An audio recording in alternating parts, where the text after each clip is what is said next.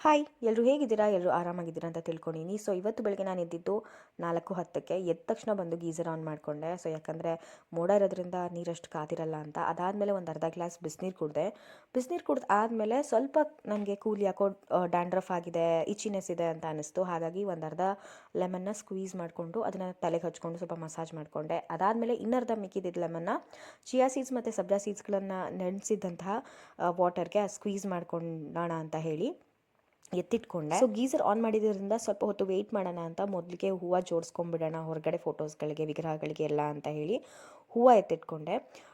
So ಹೂವುಗಳನ್ನೆಲ್ಲ ಒಂದೊಂದಾಗಿ ಹಳೆ ಹೂವು ಎಲ್ಲ ತೆಗೆದು ಹೊಸ ಹೂವು ಎಲ್ಲ ಹಾಕಿ ಮಾಡೋಷ್ಟೊತ್ತಿಗೆ ಆಲ್ಮೋಸ್ಟ್ 4:45 ಆಗಿತ್ತು ಅಂತ ಹೇಳ್ಬೋದು. ನನಗೊಂದು ಸ್ವಲ್ಪ ವಾಕ್ ಥರನೂ ಆಯಿತು. ಇಡೀ ಮನೆಯೆಲ್ಲ ಓಡಾಡೋಷ್ಟೊತ್ತಿಗೆ ಒಂದು ಸ್ವಲ್ಪ ಹೊತ್ತು ವಾಕ್ ಕೂಡ ಆಯಿತು, ಜೊತೆಗೆ ಗೀಸರ್ ಆನ್ ಮಾಡಿದ್ದಕ್ಕೂ ಕೂಡ ಸರಿ ಹೋಯಿತು.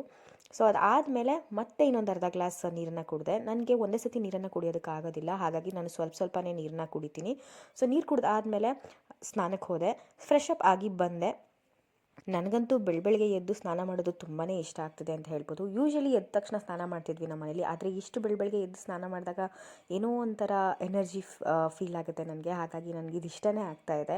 ಬೆಳಗ್ಗೆ ಎದ್ದೇಳೋದು, ಬೇಗ ಸ್ನಾನ ಮಾಡೋದು, ಪೂಜೆ ಮಾಡೋದು, ಒಂಥರ ಐ ಆಮ್ ಲೈಕಿಂಗ್ ಇಟ್. ಅದಾದಮೇಲೆ ದೇವ್ರ ಮನೆ ಒಳಗಡೆ ಹೋಗಿ ಹಳೆ ಹೂಗಳನ್ನೆಲ್ಲ ತೆಗೆದು ಹೊಸ ಹೂಗಳನ್ನೆಲ್ಲ ಹಾಕಿ ಪೂಜೆಗೆಲ್ಲ ರೆಡಿ ಮಾಡಿಕೊಂಡೆ. ಆಮೇಲೆ ಪೂಜೆ ಮಾಡಿದೆ.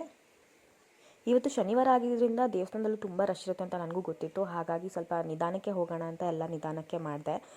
ಯಾಕಂತಂದರೆ ಇವತ್ತು ಅಭಿಷೇಕ ಇರುತ್ತೆ, ಜೊತೆಗೆ ಸ್ಪೆಷಲ್ ಪೂಜೆಗಳೆಲ್ಲ ಇರುತ್ತೆ ದೇವಸ್ಥಾನದಲ್ಲಿ. ಹಾಗಾಗಿ ನಾನು ಹೋಗಿದ್ದೆ ತಡ ಆಗಿಬಿಟ್ಟಿತ್ತು ಅಂತ ನಾನು ಅಂದ್ಕೊಂಡಿದ್ದೆ. ಆದರೆ ಇನ್ನೂ ಮಹಾಮಂಗಳಾರತಿನೇ ಆಗಿರಲಿಲ್ಲ. ನಾನು ಇಲ್ಲಿ ಪೂಜೆ ಎಲ್ಲ ಮುಗಿಸಿ ದೇವ್ರ ಮನೆ ಕೆಲಸ ಎಲ್ಲ ಮುಗಿಸಿ ಆಮೇಲೆ ಹೋದೆ.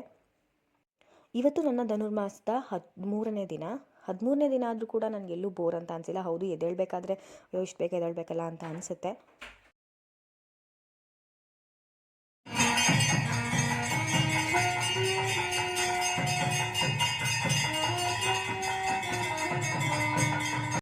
ಪೂಜೆ ಎಲ್ಲ ಮುಗಿಸ್ಕೊಂಡು ಪ್ರಸಾದ ಕೊಟ್ಟರು. ಬಾತು ಮತ್ತು ಅವಲಕ್ಕಿ ತುಂಬಾ ಚೆನ್ನಾಗಿತ್ತು. ನಾನಂತೂ ಒಂದೆರಡು ತುತ್ತು ತಿಂದ್ಬಿಟ್ಟು ಎತ್ತಿಟ್ಬಿಟ್ಟೆ ನಮ್ಮ ಮನೆಯವ್ರಿಗೆ ತಗೊಂಡು ಹೋಗೋಣ ಅಂತ. ಅದಾದಮೇಲೆ ಬಂದೆ, ಬರೋಷ್ಟೊತ್ತಿಗೆ ಬೆಳಕಾಗ್ಬಿಟ್ಟಿತ್ತು. ಸೊ ಬಂದಮೇಲೆ ತರಕಾರಿಗಳನ್ನೆಲ್ಲ ಎತ್ತಿಟ್ಕೊಂಡೆ, ತಿಂಡಿ ರೆಡಿ ಮಾಡಿಬಿಡೋಣ. ಸೊ ತಿಂಡಿ ಒಂದು ರೆಡಿ ಆಗಿಬಿಟ್ರೆ ಇನ್ನೆಲ್ಲ ಕೆಲಸನೂ ಮುಗ್ದಂಗೆ ಅಂತ ಅನಿಸುತ್ತೆ ನನಗಂತೂ ಯಾವಾಗಲೂ. ಹಾಗಾಗಿ ತರಕಾರಿಗಳನ್ನ ಕಟ್ ಮಾಡ್ಕೊಳ್ಳೋಣ, ಬಿಸಿಬೇಳೆಭಾತು ಮಾಡೋಣ ಅಂತ ಮಾಡಿಕೊಂಡೆ.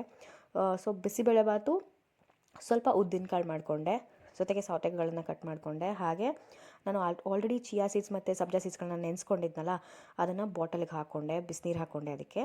ಸೊ ಹೀಗಿತ್ತು ನನ್ನ ಮಾರ್ನಿಂಗ್. ಹೇಗಿತ್ತು ನಿಮ್ಮ ಮಾರ್ನಿಂಗ್?